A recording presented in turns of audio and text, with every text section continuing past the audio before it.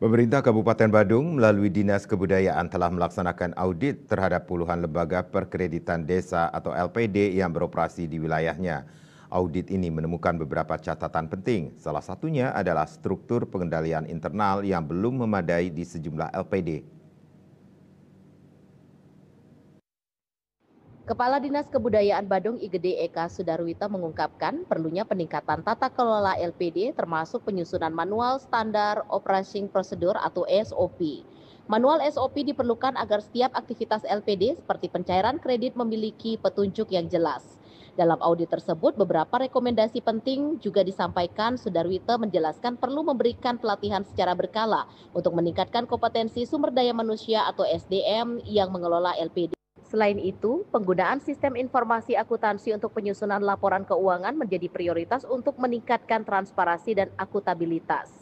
Ia juga menekankan pentingnya penerapan prinsip 5C, yakni karakter, capacity, kapital, kolateral, dan juga condition dalam penyaluran kredit oleh LPD. Prinsip ini diharapkan dapat meminimalkan risiko kredit macet dan meningkatkan kepercayaan masyarakat terhadap LPD. Audit berkala dan penerapan tata kelola yang baik akan menjadi langkah konkret menuju pengelolaan LPD yang lebih sehat.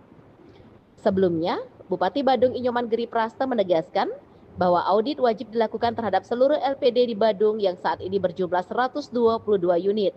Hasil audit menunjukkan adanya variasi kualitas pengelolaan, dari yang sangat baik hingga yang memerlukan perbaikan signifikan. Ia menekankan bahwa pengelolaan LPD harus memenuhi 3 aspek utama, yaitu manajemen, dan juga spiritual.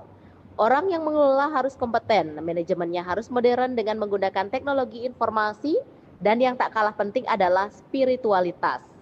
Giri Prasta memberikan analogi terkait upaya perbaikan LPD. Jika ada satu daun bonsai yang rusak, jangan cabut pohonnya, cukup potong daunnya. Nanti akan tumbuh tunas baru. Kita perlu fokus pada perbaikan, bukan menghancurkan. Diharapkan langkah-langkah perbaikan ini dapat mendorong keberlanjutan LPD sebagai lembaga ekonomi desa yang kuat, mandiri, dan berjaya saing.